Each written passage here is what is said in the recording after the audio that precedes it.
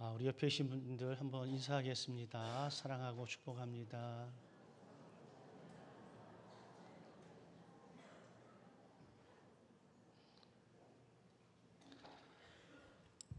2023년 여름이었습니다.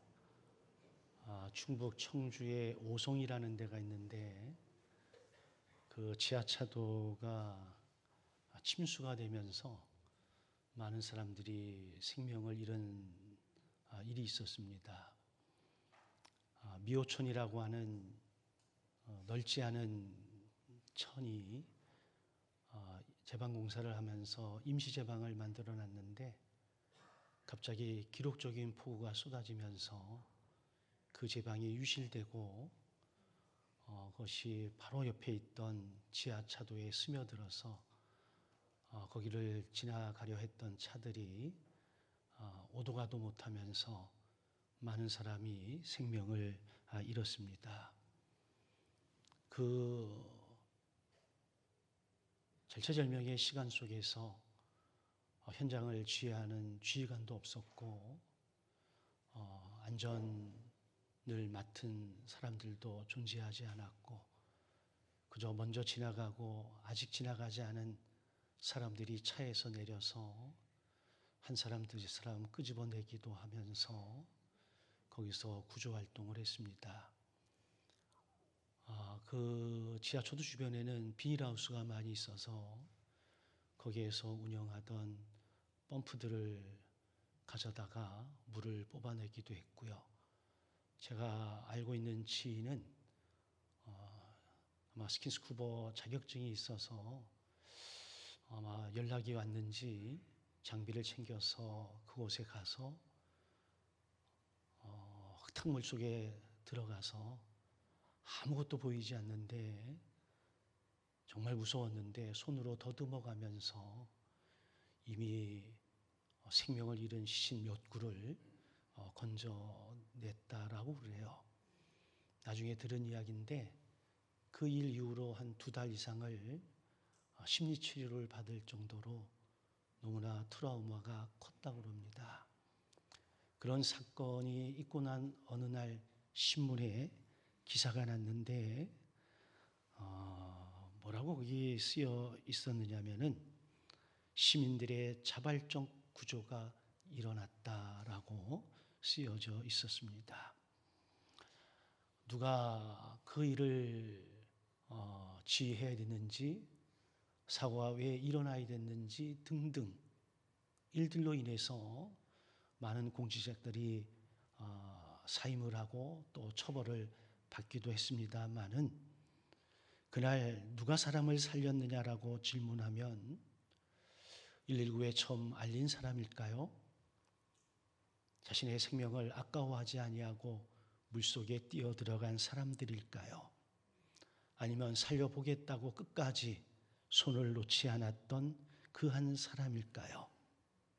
사실 한 사람의 영웅이 아니라 그 주변에 있던 많은 사람들이 각자의 자리에서 순간의 결단을 통해서 연결이 되어져 많은 사람들을 죽음에서 건져낸 일이 있었습니다. 오늘 우리가 함께 읽은 사사기 4장의 이야기도 바로 그런 이야기인 거지요.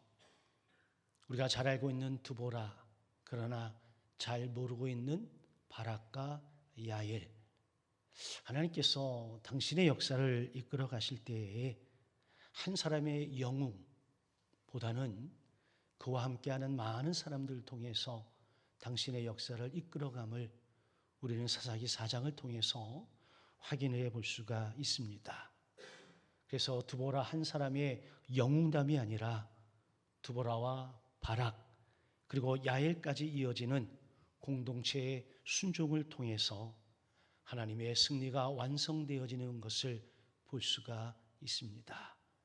그래서 하나님의 승리 공식은 다름이 아니라 우리가 맡은 자리에서 하나님의 명령을 따라 제 역할을 잘 감당할 때에 하나님은 역사를 바꾸신다고 하는 겁니다. 본문의 시작은 이렇습니다. 에훗이 죽은 후에 이스라엘 자손이 또 여호와의 목전에 악을 행하였다는 겁니다. 여기 또라고 하는 단어는 이스라엘의 역사를 아주 극명하게 보여줄 수 있는 단어입니다. 그들이 죄를 범하고 하나님을 배반하고 우상을 섬기고 살아갔을 때에 하나님께서 그들에게 징계를 내리시죠. 그리고 징계 가운데 아파하고 슬퍼하고 고통당하면서 다시 하나님 앞에 부르짖어 기도하면 하나님께서 그들을 긍휼히 여겨 사사를 보내셔서 그들을 구원해 주십니다. 그러면 어느 정도 태평성대를 이루면 그들은 모든 것을 까마득하게 잊어버리고 또다시 죄를 짓는 이런 순환 구조가, 악순환의 구조가 이스라엘의 역사인 거지요.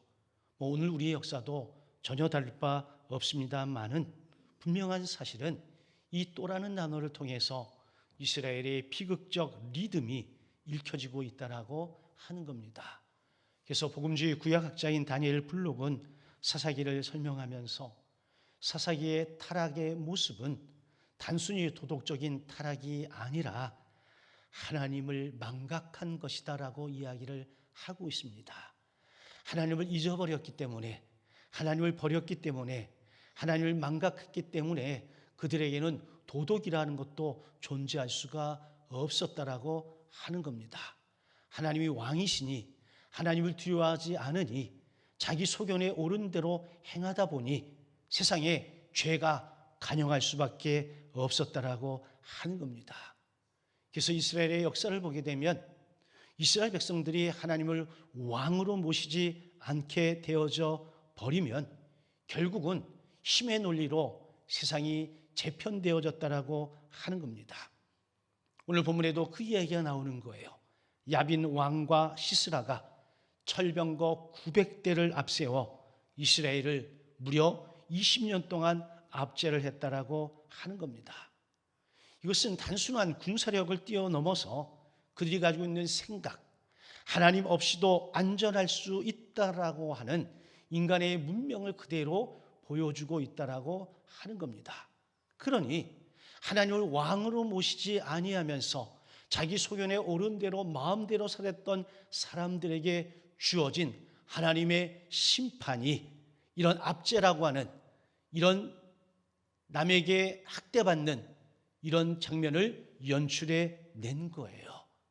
자, 이런 시간이 20년 정도 흐르면서 하나님은 한 여인을 세우시게 되는데 그 여인의 이름이 바로 드보라라고 하는 여인입니다. 사실 당시 사회구조 속에서 한 여인을 그 나라의 지도자로 세운다는 것은 거의 불가능한 일에 불과하다.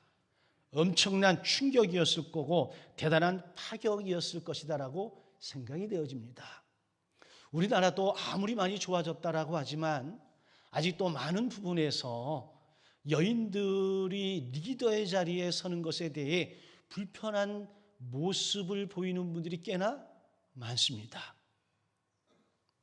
어떤 한 교회에서 여자 장로님을 세우려고 했는데 누가 제일 많이 반대했을까요? 남자분들이 반대했을까요? 여자분들이 반대했을까요? 여자분들이 반대했습니다. 여자 목사님을 세울 때 누가 제일 많이 반대했는지 압니까? 여자분들이 제일 많이 반대를 했습니다. 이상하죠? 우리가 말은 그렇게 하지 않거든요. 근데 실제로 삶의 현장 속에서 보면 우리가 말과는 달리 여성이 탑 리더가 된다는 것에 대해서 다른 사람들이, 그것도 같은 여인들이 편을 들어주지 않는 모습을 많이 볼 수 있어요. 그런데 수천 년 전에 이스라엘에서 이런 일이 일어났다라고 하는 것, 여러분 엄청난 충격이 아닐 수가 없어요. 그런데 존 파이퍼라고 하는 신학자가 이런 표현을 써요. 하나님은 종종 인간의 기대를 무너뜨리는 방식으로 자신의 구원을 시작하신다. 다른 말로 표현하면 하나님은 우리의 생각과 달리 하나님이 원하시는 방법으로 당신의 역사를 이끌어 가실 수도 있으시다라고 하는 겁니다. 우리가 그 부분을 인정하면 좋겠어요. 우리 하나님께 기도할 때도 마찬가지 아닐까요? 우리의 기도의 목적이 궁극적으로는 내가 원하는 것을 이루고자 하는 것 아닌가요? 기도가 잘못된 거지요. 내가 기도하는 이유는 내가 이런 식으로 기도하지만 궁극적으로 하나님이 원하시는 것이 무엇인지, 하나님이 기뻐하시는 것이 무엇인지를 발견하는 것이어야 되어지는데, 우리의 신앙이, 우리의 삶이, 우리의 모습이 그렇지 않은 거예요. 내가 원하는 것이 이루어지면 하나님이 응답하셨다라고 그렇게 좋아해.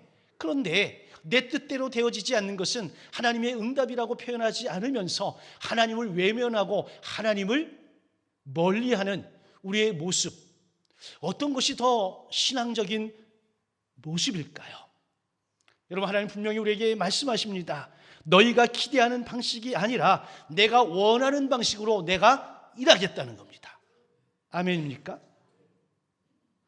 그래서 여인 드보라를 사사로 세우셨다. 이건 하나님의 방식인 거예요. 자, 그런데 이 사사로 세움받은 드보라가 바락이라고 하는 사람을 불러요. 여러분, 드보라가 선지자적 사사로서 하나님의 뜻을 분별하고 선포하는 역할을 하는 사람이었다면 바락은 군대 장관입니다. 그 명령을 받아서 실행에 옮기는 군사적 리더였다라고 하는 거예요. 근데 이 바락의 표현이 참 마음을 울립니다. 당신이 나와 함께 가면 내가 가려니와. 여러분, 인간적으로 보면 한 여인의 말에 굳이 이렇게까지 표현할 수 있을까? 군대 장관인 바락이 네, 알겠습니다. 제가 나가서 제가 멋들어지게 승리해서 오겠습니다. 뭐 이게 정상적으로 보이는데 뭐라고 이야기하느냐면, 당신이 나와 함께 가면, 여인인 드보라에게 당신이 나와 함께 하면 내가 가겠다라고 이야기를 하고 있는 거예요. 이 대목에서 팀 켈러 목사님은 이렇게 표현을 했어요. 믿음은 독립이 아니라 올바른 의존을 선택하는 것이 믿음이다. 왜 그러냐면 바락은 드보라가 하나님과 연결되어져 있음을 신뢰한 거예요. 드보라를 신뢰한 것이 아니라 드보라에게 명령하시고 드보라와 함께 하시는 하나님을 신뢰한 거예요. 이게 믿음인 거죠. 그래서 이 믿음이라고 하는 것은 의존성이라고 하는 겁니다. 하나님을 의지하고 하나님을 의존하는 것.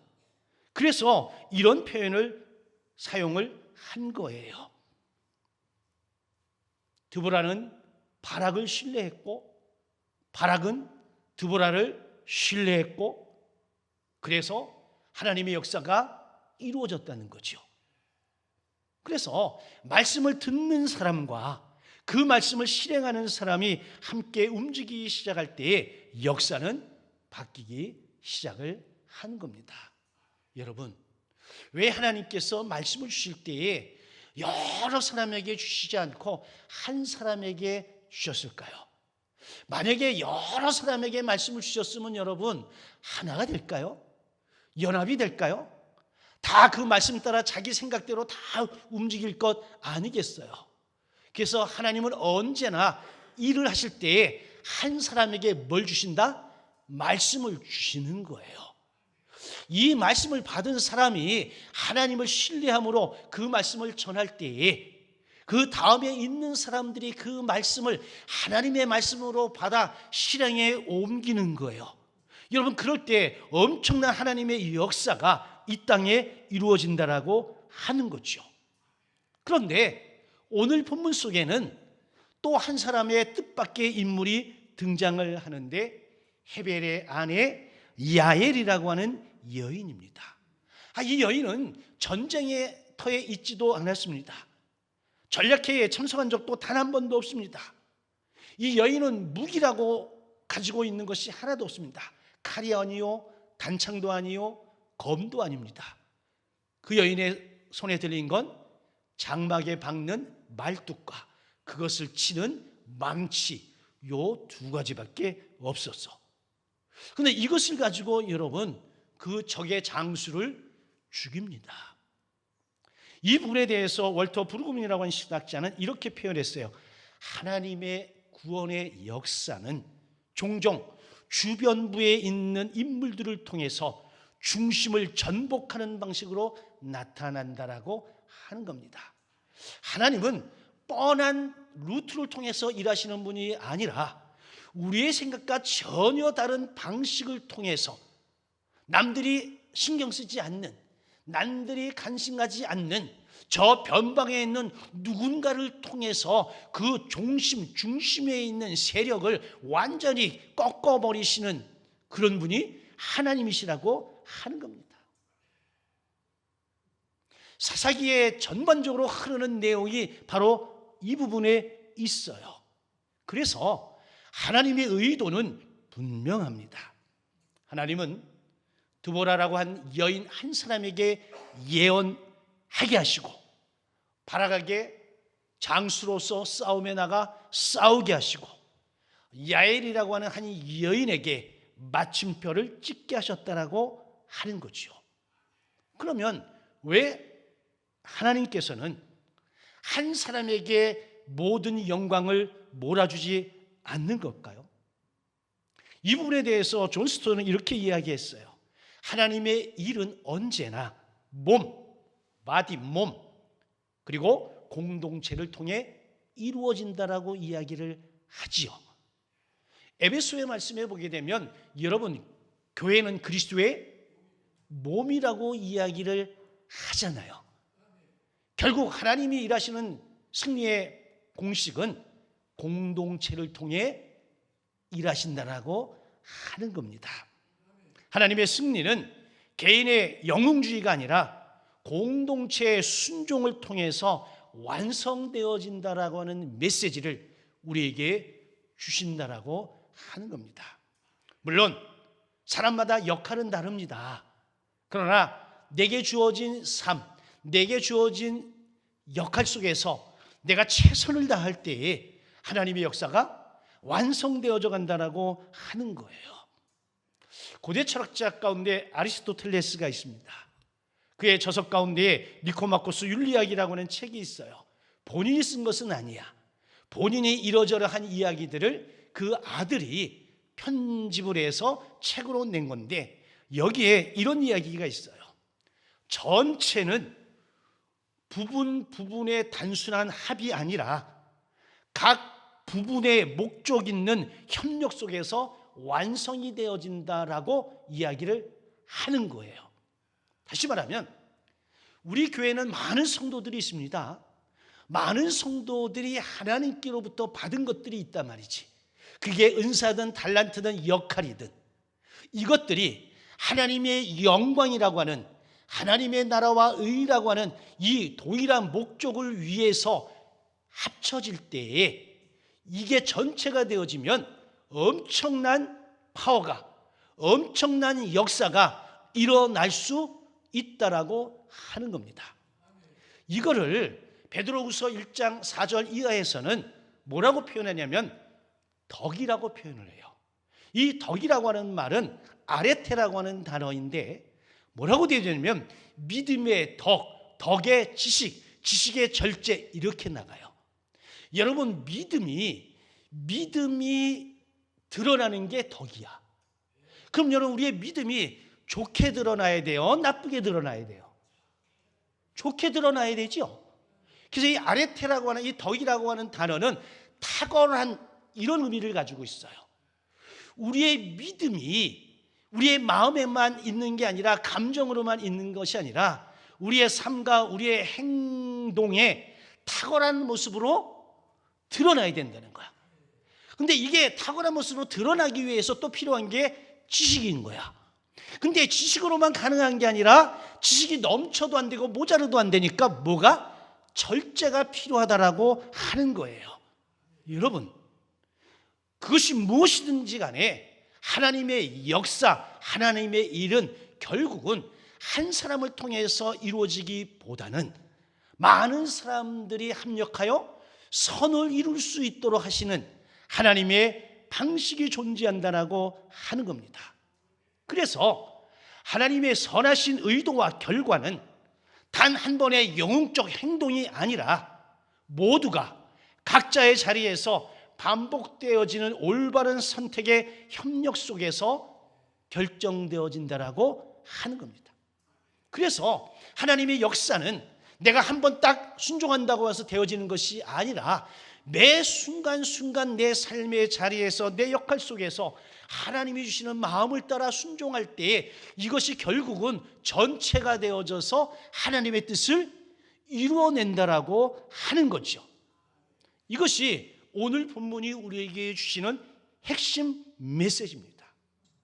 드보라는 하나님께로부터 명령을 받아 백성들에게 방향을 제시했고, 바락은 결단으로 응답을 했고, 야엘은 결정적인 순간 자신의 삶의 자리에서 최선을 다해서 종지부를 찍은 거예요. 자, 이 가정 속에서 드보라는 우리가 이길 거다 이런 표현을 쓴 것이 아니라 여호와께서 앞서가신다라고 하는 표현을 합니다. 여호와께서 앞서가시면 굳이 내가 앞서갈 이유 없어. 우리 뭐만 하면 돼? 여호와를 따라가기만 하면 되는 거예요. 여러분, 왜 우리가 하나님 앞에 기도하면서 내가 하나님을 끌고 가려고 그럴까?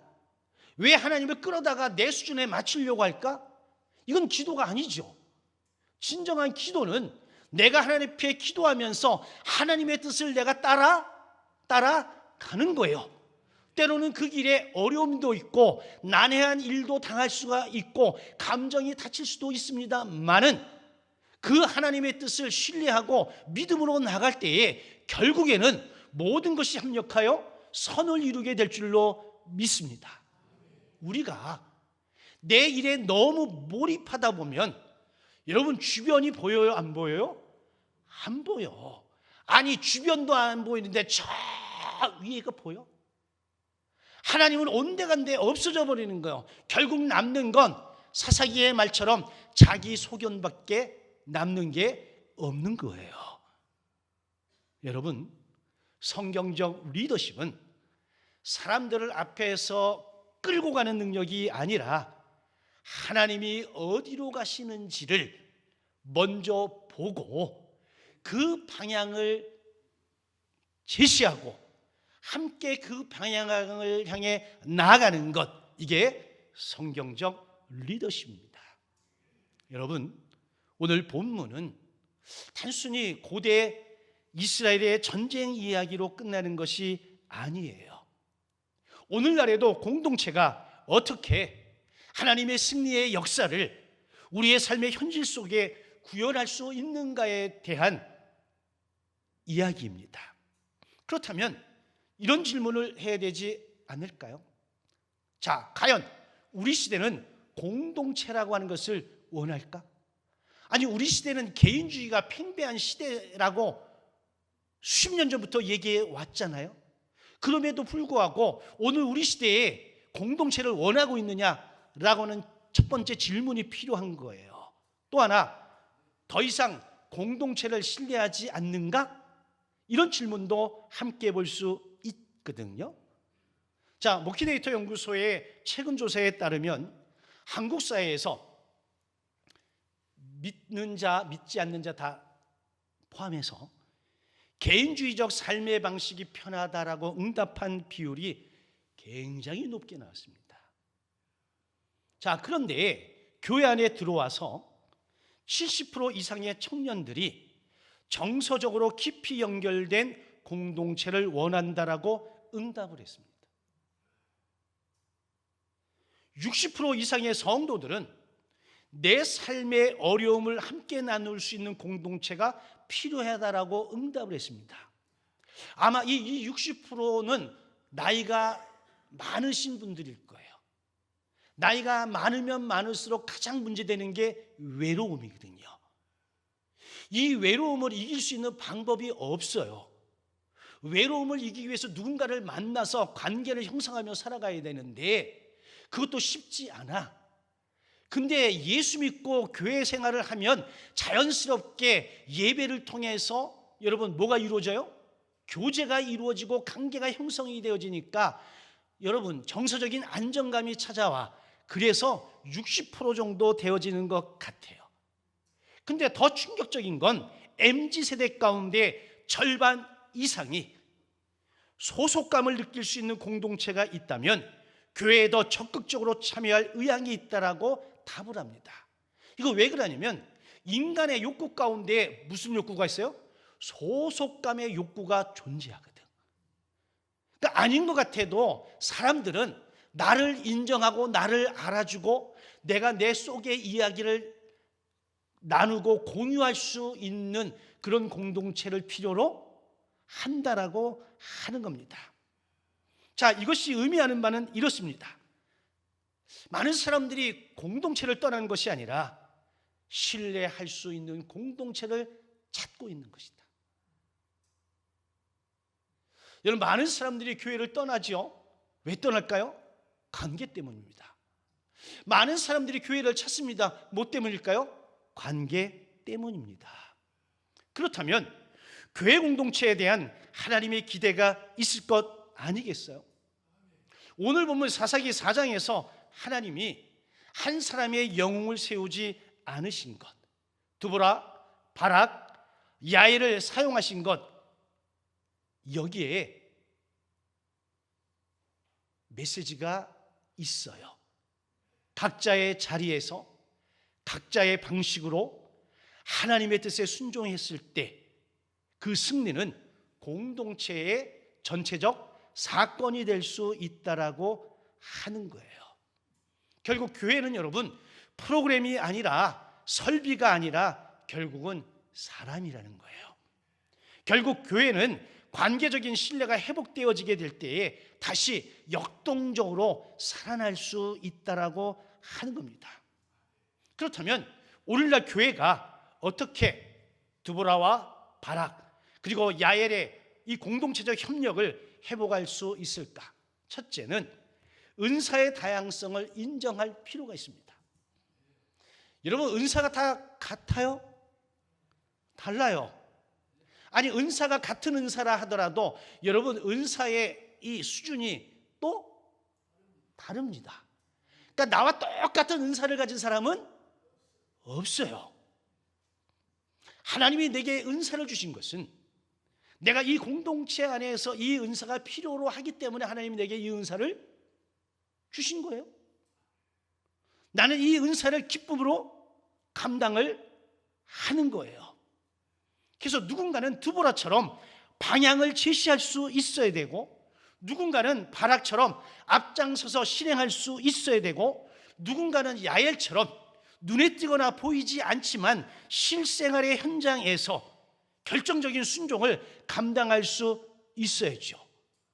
그러면 이 모든 것이 합력하여 선을 이루고 하나님의 목적을 이루어내는 거죠. 가정은 아버지는 아버지의 할 일이 있는 것이고, 어머니는 어머니의 할 일이 있는 것이고, 자녀는 자녀가 할 일이 있는 것인데, 이 질서가 무너지면 가정은 완전히 무너질 수밖에 없어. 아니, 겉으로는 그럴듯해 보이기는 해. 그러나 하나님의 창조 질서 속에서 여러분, 이 관계 속에서 눈에 보이지 않는 많은 것들이 존재하는데, 이게 질서가 무너지면 다 깨져버려. 그러면 어디선가 반드시 문제가 생기는 거예요. 그래서 하나님 앞에서의 영적 공동체는 무슨 일이 있어도 영적인 질서는 지켜야 된다라고 하는 겁니다.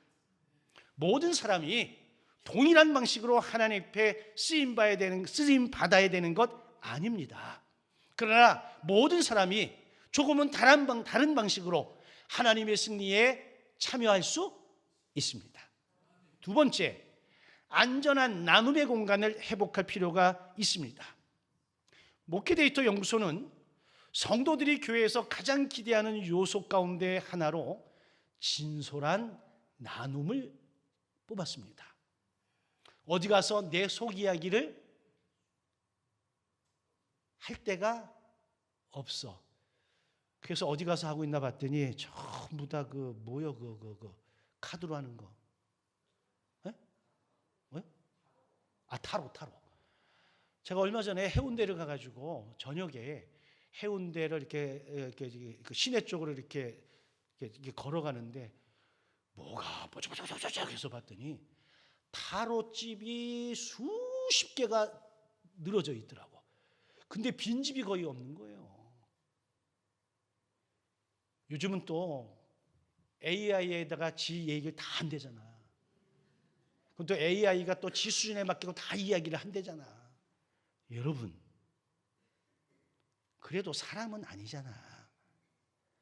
사람이 여러분 함께 진솔한 대화를 나누는 가운데에 여러분 피드백이라는 걸 통해서 위로도 받고 격려도 받고 새 힘을 얻고 살 소망을 얻는 것 아니겠어요? 교회 소그룹이 이런 것을 감당해야 되는데 교회 구성에 있는 저와 여러분들이 누군가의 아픔과 누군가의 비밀스러운 이야기를 누군가에게 또 공개한다면 그 사람은 이 자리에 있을 이유가 없다라고 여겨져 여러분 문을 열고 나가는 거예요. 제가 코칭이라는 걸 하면서 제일 먼저 배운 게 뭔지 압니까? 내가 여기서 한 모든 이야기는 비밀을 지키겠습니다 라고 서로가 합의 과정을 하는 거예요. 그리고 내가 누구를 코칭한다? 이런 말 전혀 하지 않습니다. 코칭한 내용도 이야기하지를 않습니다. 그러니 그 관계 속에서는 내 안에 있는 무슨 이야기를 해도 상관이 없는 거예요. 여러분, 우리는 그리스도 예수 안에 있지 않습니까? 때로는 내게 힘든 이야기, 나 혼자 간직하기에는 너무나 힘들고 너무나 고통스러운 이야기, 그거를 믿음의 형제 자매에게 나눌 때에 여러분 그것만 가지고 기도해 주시길 주의 이름으로 축원합니다. 그걸 가지고 누군가에게 이렇게 하실 이유가 하나도 없어요. 저는 지금 20여 년 전 저에게 자신의 너무너무 소중한 비밀을 쏟아놓은 분이 있는데 물론 지금은 우리 교회에 있지 않아. 근데 그 이야기를 어느 누구에게도 20년 넘도록 한 적이 없습니다. 왜? 그게 제가 가지고 있는 생각이기 때문에 그렇습니다. 왜 제가 하나님 앞에 부르짖어 울부짖어 기도하는지 아실까요? 하나님 앞에는 무슨 소리를 해도 새나가지를 않습니다. 하나님만큼 비밀을 지켜주시는 분이 없더라니까. 그래서 하나님 앞에서는 어린아이처럼 정말 어린아이처럼 내 속에 있는 것들을 다 끄집어내고 이야기하다 보니 때로는 눈물을 흘릴 때도 때로는 피눈물을 흘릴 때도 때로는 가슴을 칠 때도 있더라 이거지요. 여러분 사람은 누구나 판단받지 않고 이야기할 수 있는 공간을 필요로 합니다. 사사 드보라는 종려나무 아래에서 사람들의 이야기를 들었어요. 공동체는 말하는 공동체이기 이전에 경청하는 공동체가 건강한 공동체입니다. 마지막 세 번째, 사명의 분산이 이루어지는 공동체가 되어져야 돼요. 한 사람에 집중해서 한 사람이 모든 것을 하는 것이 아니라 오늘 본문처럼 드보라와 바락과 야엘이 자기의 영역 속에서 최선을 다했던 것처럼 저와 여러분들도 우리의 영역 속에서 최선을 다할 때에 이것이 세대를 넘어 하나님의 승리의 공식이 될 줄로 믿습니다. 저는 신학대학원을 다닐 때에 그때 가진 생각이 있었습니다. 내가 앞으로 목사가 되고 목회를 한다면 나는 오케스트라의 지휘자와 같은 사람이 되겠다. 원서 강독이라고 하는 과목을 공부하게 됐어요. 그때 책을 한 권 주고 챕터를 나눠서 그걸 번역해서 이제 발표하는 건데 제가 맡았던 챕터의 내용이 그거였습니다. 한 교회의 목사님은 오케스트라의 지휘자와 같다. 그래서 모든 악기를 알고 모든 악기의 음을 알고 그 곡에 그 악기가 어떤 음을 내야 되는지 다 알아야 된다. 그리고 그 악기의 주자들은 자기가 잘한다고 자기 소리를 내는 것이 아니라 지휘자의 지혜에 따라서 소리를 내야 된다. 그래야만 아름다운 하모니가 이루어져서 그 소리를 듣는 청중들에게 감동을 줄 수 있다. 그 생각은 지금도 바뀌지 않습니다. 유진 피터슨이라고 목사님은 이런 얘기를 했습니다. 목회자는 관리자가 아닌 공동체의 영적 리듬을 조율하는 사람입니다. 동일한 이야기죠. 여러분, 하나님이 이명관 목사를 이 교회의 단임 목사로 세우셨다. 또 우리 교회 장로님들을 세우셨다. 또 기관에 누구를 세우셨다. 여러분, 다 이것은 하나님의 목적과 이유가 있어서 세우신 거예요. 그 은사를 따라서 우리는 여러분 하나님의 나라와 의를 위해서 최선을 다해 순종하고 최선을 다해 협력하면 하나님이 승리하게 해 주실 줄로 믿습니다. 바라기는 우리 모두 함께 내가 있는 자리에서 하나님이 내게 주신 은사를 따라 하나님의 영광을 아름다운 화음으로 만들어가는 우리 모두가 되어지길 주님의 이름으로 간절히 축원합니다. 아멘.